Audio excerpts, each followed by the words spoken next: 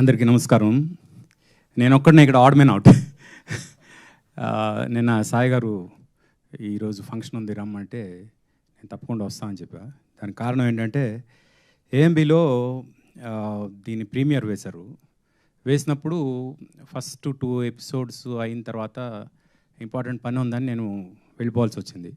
మళ్ళీ వెంటనే ఇంటికి వెళ్ళి అది ఎప్పుడైతే స్ట్రీమింగ్ అయిందో ఆ రోజు సబ్స్క్రైబ్ చేసుకుని మొత్తం అన్ని ఎపిసోడ్లు చూసిన తర్వాత నేను ఎట్టి పరిస్థితిలో యూనిట్లో అందరినీ కలవాలి అనే ఒక ఫీలింగ్ వచ్చింది. అది నిన్న సాయి గారు చెప్పిన తర్వాత మొత్తం అందరినీ కలిసే అవకాశం వస్తుంది అనే ఉద్దేశంతో ముందు ఒప్పుకున్నా.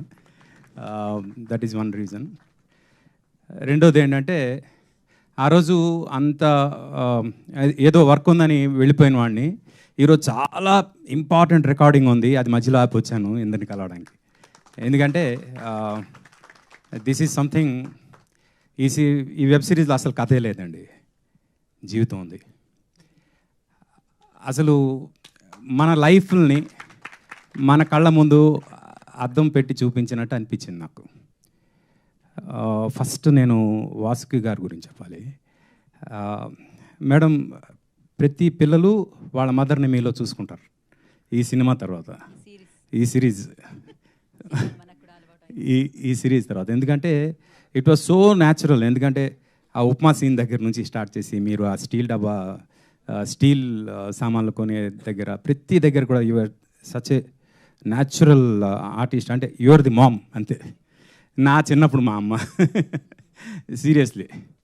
తర్వాత శివాజీ గారు అంటే మాకు బయట చాలా పరిచయం ఉన్నా ఆయన గురించి చాలామందికి చాలా అభిప్రాయాలు ఉండేవి. ఆయన ఎప్పుడైతే బిగ్ బాస్లోకి వెళ్ళారో ద రియల్ శివాజీ అంటే ఎవరో కనిపించి ఆయన అందరూ ప్రేమించడం మొదలుపెట్టారు.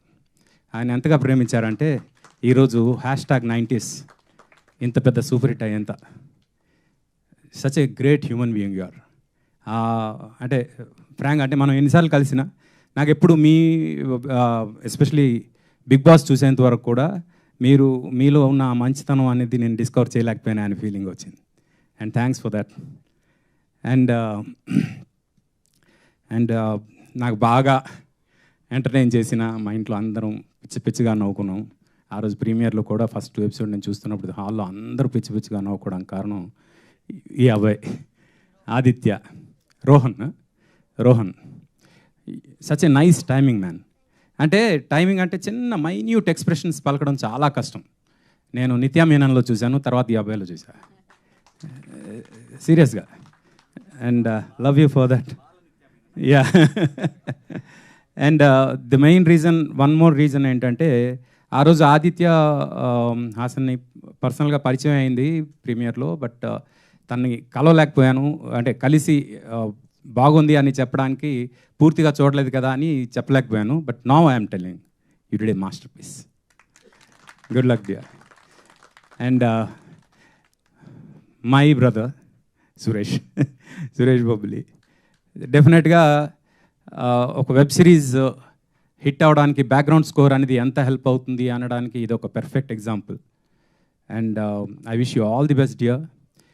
You should become a very big music director. చాలా మంచి సినిమాలు చేయాలి, చాలా పెద్ద సినిమాలు చేయాలి, ఇలాంటి వెబ్ సిరీస్లు ఎన్నో చేయాలని మనస్ఫూర్తిగా కోరుకుంటున్నా. God bless you. అలాగే మా సాయి కృష్ణ గారు, అలాగే నితిన్, వీళ్ళ టీం ఏదైతే ఉందో they have been working very hard for ETV Win. అసలు ఈటీవీ విన్కి సబ్స్క్రైబర్స్ వస్తారా లేదా అని డౌట్ పడిన అలాంటి వాళ్ళందరికీ ఒక స్లాబ్ కొట్టినట్టు #90s చూపించి ఫస్ట్ ఇన్స్టెంట్లోనే 5 లక్షల సబ్స్క్రైబర్స్ ఒక వెబ్ సిరీస్కి రావడం అనేది it's not a small thing. అది రావడం ఒక ఎత్తు అయితే, ఇప్పుడు they have many more challenges. ఆ ఛాలెంజెస్ అన్నీ ఇప్పుడు ఎలా ఫేస్ చేస్తారని చూడాలి. But I'm very confident about you guys. ఎందుకంటే మీరు పడుతున్న హార్డ్ వర్క్ ఏదైతే ఉందో it will take ETV win to next level. And డెఫినెట్గా ఇలాంటి వెబ్ సిరీస్లు వచ్చినప్పుడు తెలుగువారమైన మనందరం ఎంతో ఎంకరేజ్ చేయాలని, సంక్రాంతికి థియేటర్లే కాదు ఓటీటీలు కూడా సూపర్ హిట్లు ఇస్తాయి అనడానికి #90 example. Good luck to everybody. Mouli, all the best. And good luck to the entire team అండి. ఎవరు నేను మర్చిపోయి ఉంటే thank you very much. Thank you RV గారు, thank you for coming and ఇంకోటి గీతాకి ఫోన్ చేసి అడిగా చూసావా ఇది అని 90s నేనే కదా ఇది చేశాను ప్రోగ్రామ్ చేశాను.